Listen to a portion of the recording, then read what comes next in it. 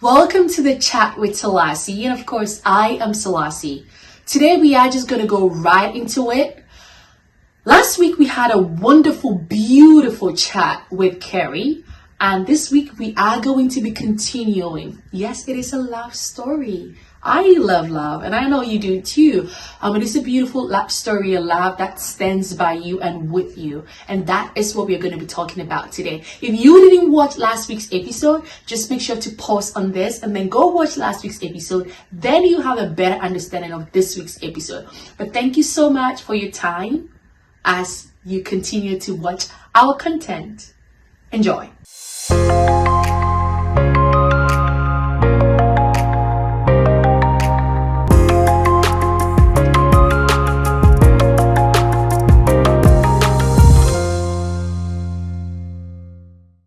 Do you think you would have had that much courage to tell him that, hey, I'm all in, I love you, and we are going to go on this journey together? Do you think you would have been able to do that? Because a lot of the times women, we are not able to do that because, we are there waiting, even though we know what we feel, we are there waiting for the men to be the one to tell us first, and then we can tell them. No, I get what you're saying, but I was ready because that day after I talked to my friend and I drove home, I was about to tell him, I'm ready, let's do this. When he sent me that text, hey, I just came from the doctor and they found this mess. Got you. So I was either way, you were going to do it. Either way, you were going to do it. But I didn't at that point because I'm no, I don't know what's going on. Yes. There's this new information. Yes. I don't even know how to feel. This feels like a TV show. It just didn't feel real. Nothing felt real.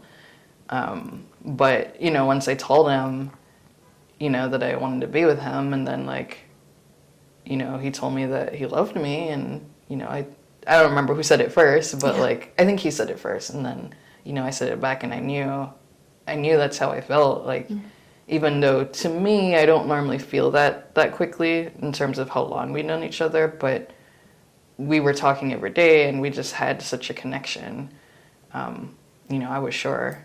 Yeah. So. And after you guys exchanged that day at the rehab center, how did he take it in, and how did the relationship proceed from there? So most people probably don't have their first kiss in a hospital, but we did. On that day. Yeah. Yeah. And,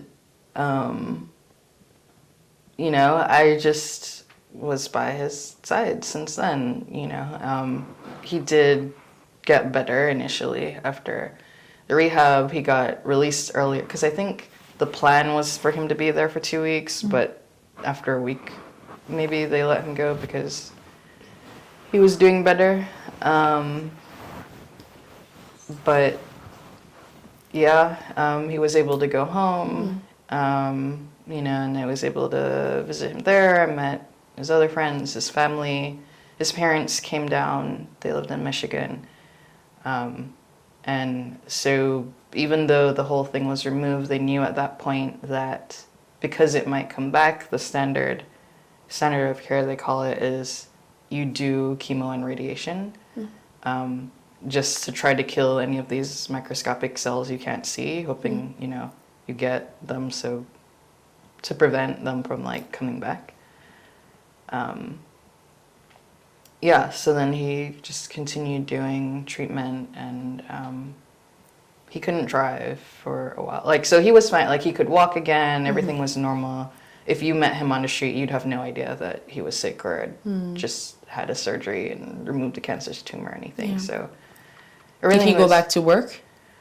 So he didn't go back to work at first because he had to do radiation every day, 5 days a week, and chemo 7 days a week. Wow. For 6 weeks, I think it was. But the plan was, after the radiation and all of that, then at some point, the doctor would clear him to go back to work. But he was on, his employer was really great, and they had, he was on disability, and he was still getting paid, and, all of that. Okay. So at this point, were you guys living in your individual apartments? He had his house and you had your That's apartment. Right. Okay. And so moving forward, how did the relationship proceed to get to you being engaged? Because I know that you were engaged at some point. This all happened at the end of 2018. And so we continued dating through 2019. We got engaged in September 2020. How did that even come about? I knew it was coming because he had asked like what my ring size was, and we had a conversation in terms of like we both knew we wanted to get married. Even though you guys knew that, you know, he's not well, the cancer, it could be back anytime and all that, but you still made the decision that this is someone you wanted to spend your life with? That's what I decided when I said, you know, when I told him like I was You're all in. Like I didn't know at that moment like, yeah, I'm gonna marry this person. Like, you know, I wouldn't make that decision that early, but like, yeah, the disease, like I knew that was there when I started, but I knew that I was in love with him, and I really felt like we were supposed to be with each other. So it did come back actually in like the beginning of 2020, I think. He had what they call a recurrence. Before we get to it coming back, did the engagement happen before it came back? That's why I went back to them. Okay, sure. So that was the beginning of 2020, and it was very small at the time. And like, I don't know if it was too small to operate on, or they just like, basically like the risk of going through all the operation wasn't worth it for like, it was really small and it wasn't really growing and it wasn't disturbing anything. Because, you know, if it was pressing on a nerve or like causing specific symptoms that were bad for his quality of life, they would go in. But they're basically like, it's just chilling right now. Like, let's not go through this big surgery thing. But they did put him on a different chemo, I think, at that time. Anyway, so it was still being managed. So from when the first surgery was done to when it came back, how long was that? A year and a couple months. Okay. And so in that time, he was mostly good, like normal. He did have a stroke in March of 2019, because you are at high risk of stroke whenever you do anything in the brain. So he had to go to rehab again, but he recovered from that. You know, he was walking again, kind of a little with a limp. You know, he had a walker at first and then a cane, and then he could walk unassisted. But in then October 2019, he was able to drive again. So at that point, and this whole time he was living by himself, like independently, you know. When he had the stroke, we had to hire someone to come in and help, but everything was pretty much normal as you can be, you know. Then it came back at the beginning of 2020. He was still doing okay, but then it started growing. Mostly it started causing swelling, so it's not that the tumor was growing, but it was basically irritating other things in the brain. September 2020, I was over at his house. This was during COVID, lockdown, all of that. Like, so I was working from home, and I had, had a long day at work and just wanted to chill and whatever. And so I drove over there, and I just remember I was just sitting on this couch and like just scrolling Facebook or whatever. And he was like, "Oh, let's go for a walk," because we did that a lot. I think everyone did that during lockdown. Like, let's go out and do something.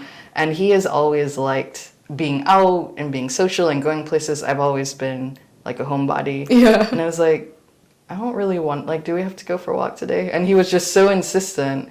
I was like, can I finish watching this like podcast?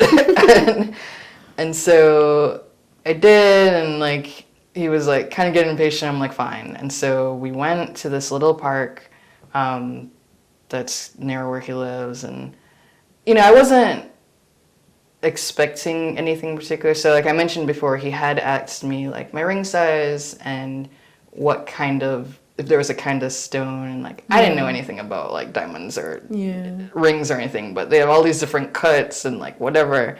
And like, I didn't care that much, but I like gave him some information, and but I didn't know when it was coming, because it was, I don't know, maybe a few weeks before.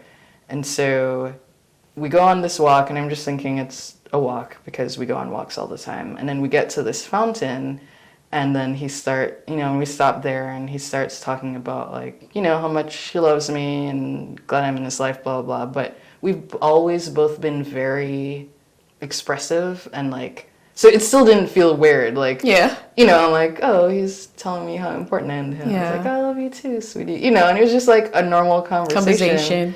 And then he goes in his pocket and pulls a ring box out, and it was like, oh, this is where he's going. This is happening. And, so then he proposed, and I don't remember what he said. He doesn't remember what he said. Yeah. But yeah, and I said yes, obviously.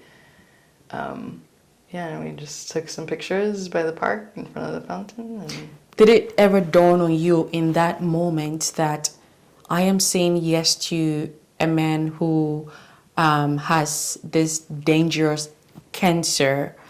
I don't know how long he's going to be here with me, but I'm saying yes to him. Did it ever dawn on you in that moment, or was it all, yes, let's do this? That was a constant thought from the beginning. Okay.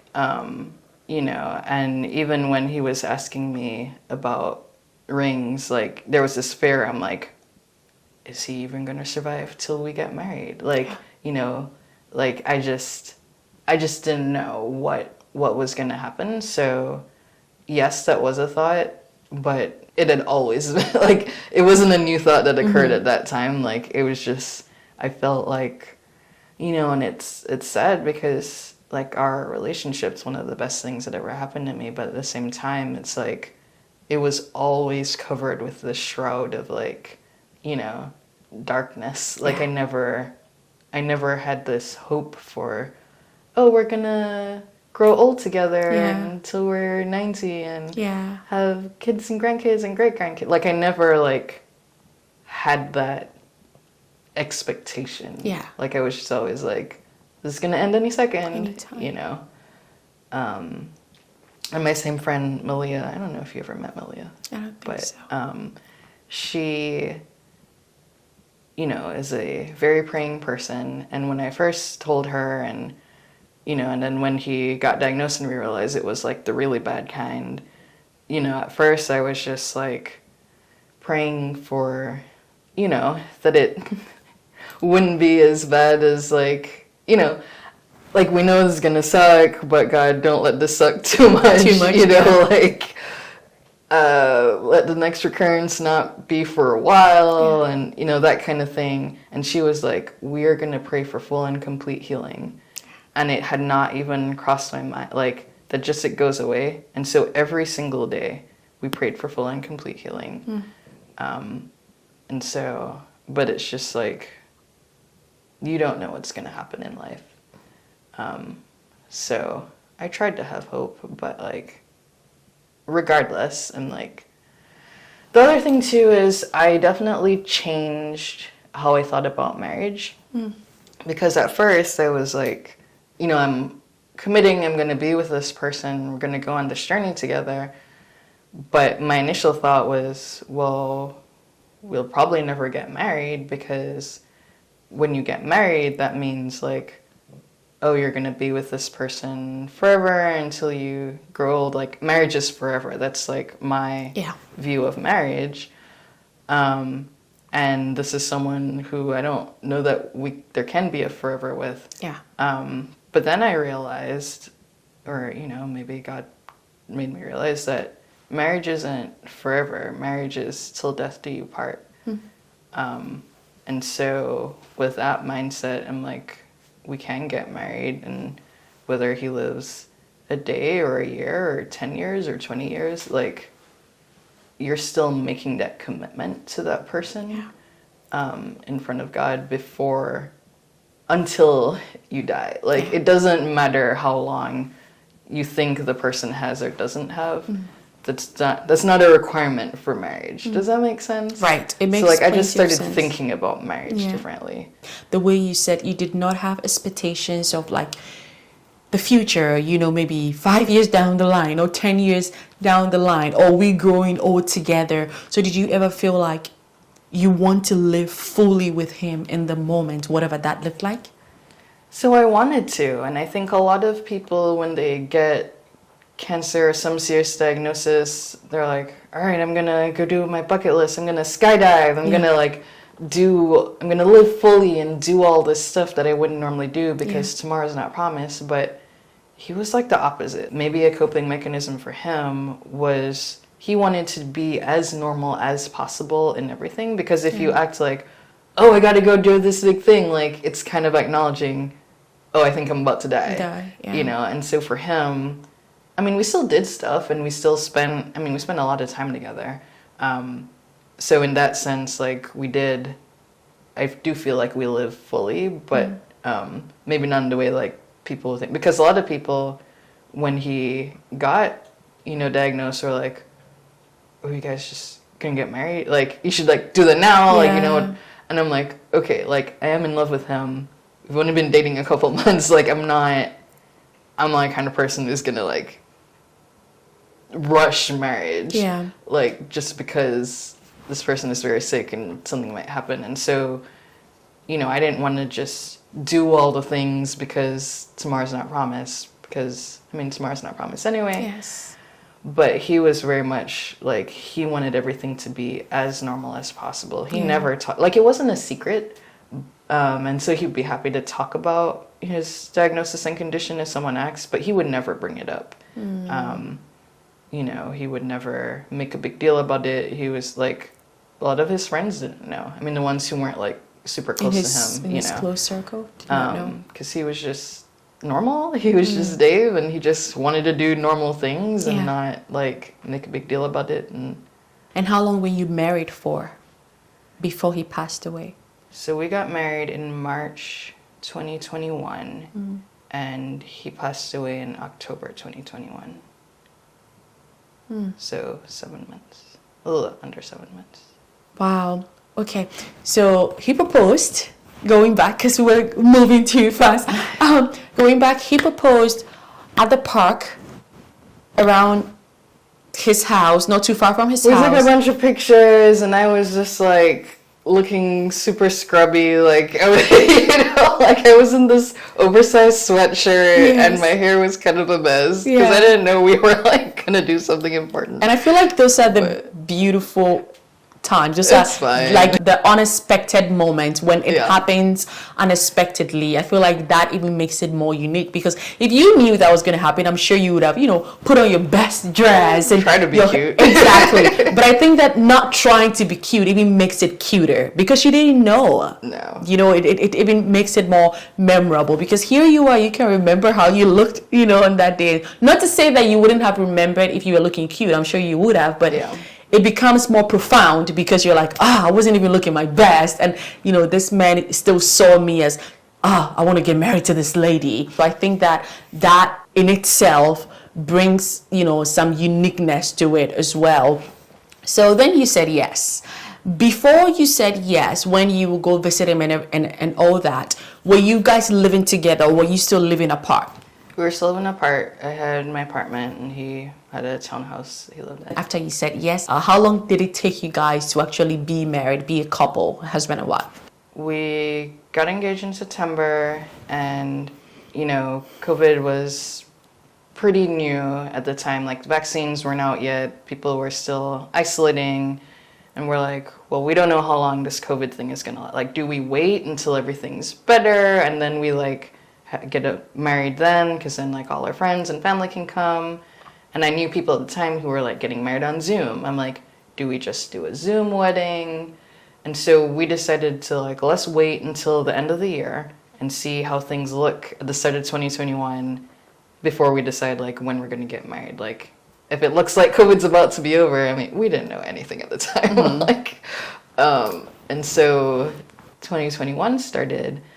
And a couple of things happened. So one, like, the vaccines are like just coming out, but weren't widely available, and we were kind of realizing this is gonna take a while and like, especially because he had like a compromised immune system, like we were being very careful. Like, you know, I know some people at this point were kind of going out, but I'm like, I don't want to take any risks, you know, with his health. And so we decided, I'm like, all right, this is probably going to be a while before we can have a normal wedding. So we decided, like, let's just do a Zoom wedding. So I'm going to do some research and like figure out like how can we make it still like, you know, fun and like people feel like they're there and, you know, all of that. And like involve our parents, and even though, you know, we can't have a mother-son dance, but maybe we can play a song you both like and show a slideshow of pictures. So anyway, I'm starting to plan all this. And, you know, and the other thing that happened was at the end of 2020, so we had the recurrence at the beginning of 2020, but it was just chilling. It wasn't like being a big deal. It had really started to grow and get a lot worse by the end of 2020, and they said we're gonna do radiation again. It had spread to a different area of the brain, so we're like, we're gonna radiate that side now. So we started radiation, I think at either the end of the year, like in December, or like in January 2021, somewhere around there. And it's really rough when you're going through radiation. I think it was maybe for 4 weeks, but he said, you know, like, let's wait until, because he really couldn't participate in the planning. Like, I couldn't ask him more than one big question per day, because like we would start talking about something, because I'm like, oh, what colors? I'm thinking about this or whatever, or who do you want your groomsmen to be? And we would talk a bit, and then like he would just get really tired and his head would hurt, and he's like, I can't, like, right now. So I'm like, all right, well, we're just gonna have to wait until he's finished radiation and he's feeling better, and then we can start planning this wedding. So this is probably like end of January at this point. And he was not feeling better, and he kept like, you know, and his oncologist was like, well, you know, sometimes it takes a couple weeks after radiation before you start feeling better again. And so this whole time, ever since he was diagnosed, he has to get a MRI every 2 months, just so they're monitoring it to make sure like it hasn't come back or is it growing or whatever. And they pretty much said for the rest of your life, you're going to have to get a scan every 2 months, just because the nature of this tumor, we know it will come back at some point, and you have to know when that is. So he got a scan. It was like the 1st of March. And, you know, the oncologist was like, it had just so rapidly in the 2 months. Like, we were hoping it would be better because he had just done the radiation. So we're like, oh, this, like, it looked kind of bad, but I'm like, oh, this should, like, stop the growth or whatever. And it was ineffective. And it was much worse. And it was just like, she had always been very optimistic the whole time we worked with her. The doctor? Yeah, his neuro-oncologist. And she said at the beginning of March, he probably has a couple months at most. And I'm like, if she's saying a couple months, it's probably like 1 month, because she's always optimistic. And she's basically like, there's really nothing we can do at this point. Like, it's spread to both sides of the brain, and it's just like all of this stuff. And, you know, at this point, he had kept putting off setting a date, or like really, because at first he was like, you know, wasn't feeling well to engage, whatever. And then he's like, well, I want to feel well at the wedding. Like, I want to be fully present. So I want to wait till I get better. But he kept not getting better. And I'm like, I didn't want to be negative, but I'm like, I don't want to sit around forever waiting for him to get better if like he just gets worse, you know. I was still working at this time. We were still all working from home because of the pandemic. And I was supposed to have a meeting with my boss that day, and we got back from the doctor, and I just texted him, and it was like, can you call me? And then I told him, like, he knew that Dave had cancer. Yeah. And it was like, we just got back from the oncologist. Like, here's what she said. Like, I can't come to work right now. Yeah. Like, I need to just take some time and be with him. Yeah. And so he's like, you do that. I'll figure out all the paperwork and HR, and like, you know, vacation or seeing if we can get like FMLA leave, whatever. He's like, you just go, I'll like figure it all out. In that moment when the new oncologist was talking to you guys, in that moment, do you remember how you felt just listening to the words come out of her mouth, telling you that the man you want to get married to, the man that you love and said yes to, only have a couple of months? I was, obviously sad, I was crying the whole time. And Dave, he didn't really say anything the whole time, just kind of nodded and held my hand, whatever. And so it was surprising in that it was very fast. Yeah, I don't know. It was just a shock. Like, I didn't know what to do or what to feel. I didn't know how he felt. Like, I can't imagine if someone, like, was telling me, Kayre, you only have 2 months left. But, like, he wasn't saying anything. I mean, maybe he was in shock, but... so we just went home, like went back to his place and just, held each other. And, I told him, I'm like, I'm not going back to work right now. I'm going to take some time. And, I was like, whatever you want to do. Like, do you want, like, we could drive up to Michigan and we could see all your family. Like, whatever you want to do. So at this point, we had been engaged. We knew we wanted to get married. We hadn't actually picked a date yet. I was thinking probably, and we were like, we're gonna do it on Zoom. I had like done all this research and kind of planned out as much as I could without having a date. Like I had a guest list, I had my dress because that's the one thing I'm like, well, I can buy a dress whenever it's gonna be. Yeah. But I was like, do you still want to get married? Because it's like, I'm like, if he only has a couple months or maybe a couple weeks, like, do we want to spend that, like, logistically and doing all this stuff and planning the wedding and getting married, or do you just want to be with each other? Yeah. And he said he still wanted to get married. I'm like, all right, well, let's make that happen. After the oncologist, you came back home, didn't have a date, and you asked him if he still wanted to get married, and then he said yes. He doesn't just want to stay with you, but he still wants to get married. So at that point, did you guys pick a date? Anyway, the point was, I was like, where do you want to get married? Like, because we had been going to this other church, and then we had just switched to a new church, a third church, right before the pandemic started. And so we were still going online, but we didn't really know the people that well, because it's hard to know people when you're just online. Yeah. And so I'm like, well, do we want this new pastor to marry us? I'm sure the pastor at the church we had been going to for the past year or so would do it too. Like, I'm sure the pastor at the Vineyard would do it, because he had met Dave. Because the pastor at Vineyard? Yeah, pastor at Vineyard had met Dave because Dave had come to Bible study with me. Okay. And so even though he had never attended church at the Vineyard before, because we were going to a different church, we were still going to Bible study at the Vineyard. So he had met the pastor, he had met all my friends there, or a lot of them. And I don't remember if he said he wanted the Vineyard or he just wanted me to pick, but we decided to go with Pastor at the Vineyard, and I asked Pastor George if he would marry us, and he said, of course. I was like, I know I'm not really a member. And he's did like, he know the story that Dave only had a limited amount of time? Did he know that? Okay. Yeah. I'm sure I told him all that. And so, he said he'd marry us, and we picked. I'm like, all right, let's do next Saturday. I basically just did enough time because I'm like, all right, we need to get a marriage license. Whatever logistical things we need to do for the bare minimum of getting married.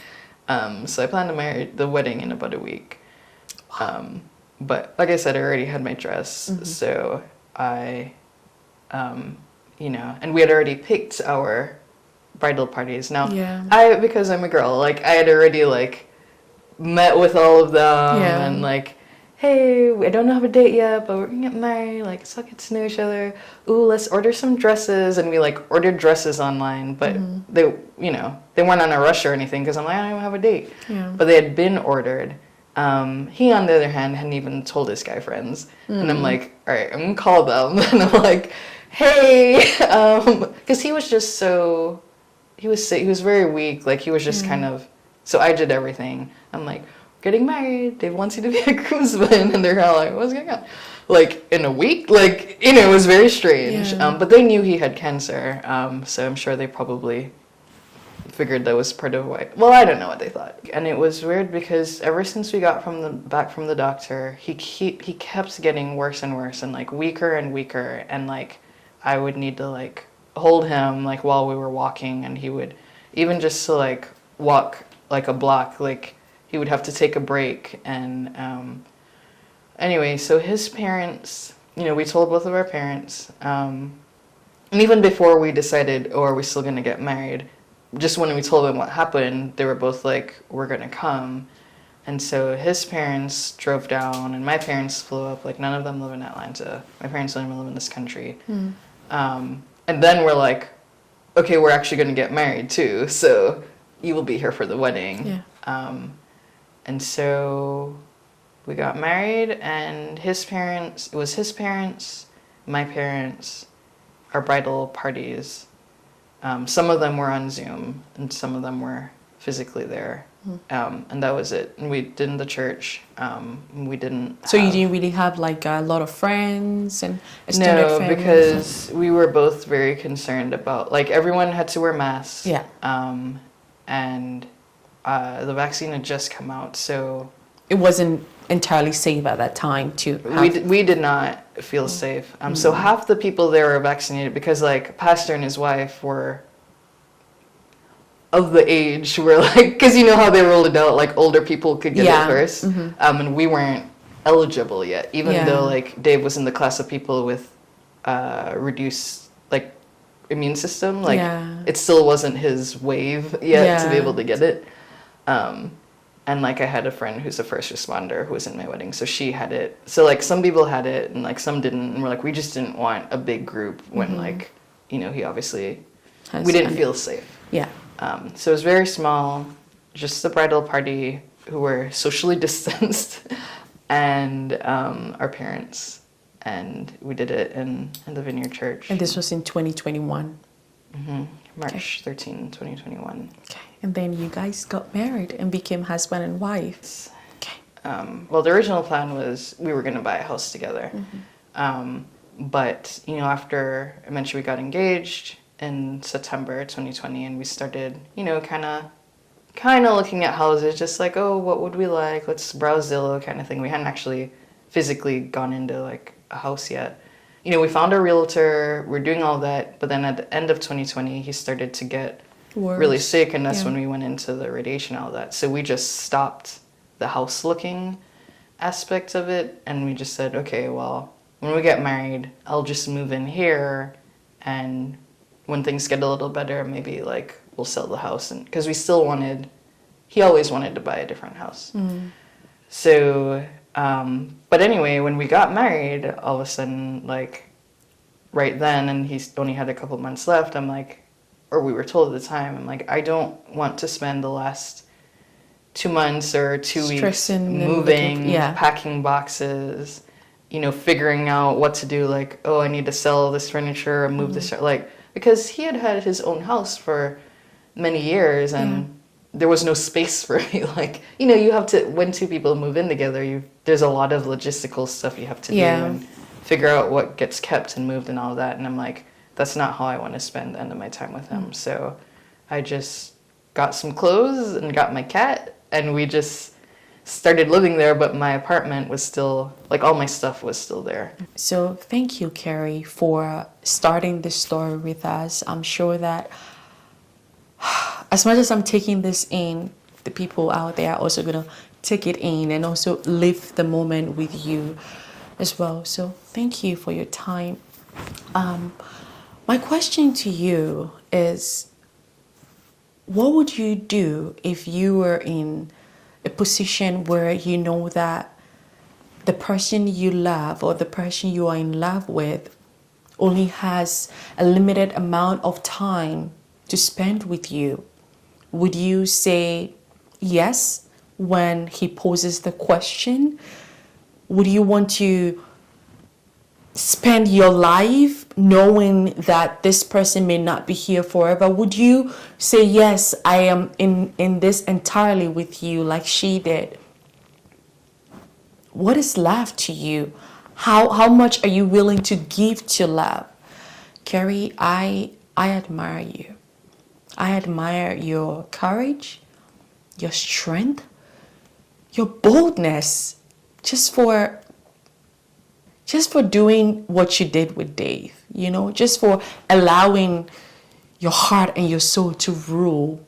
I admire you for that. Thank you for watching the Chat with Selassie. I am Selassie, and don't forget, if this channel resonates with you as we continue to build our community, we'd love for you to join only if it resonates with you. So don't forget to hit the subscribe button. Not only that, but also hit the notification bell or the bell notification button to be able to see each time we upload something new.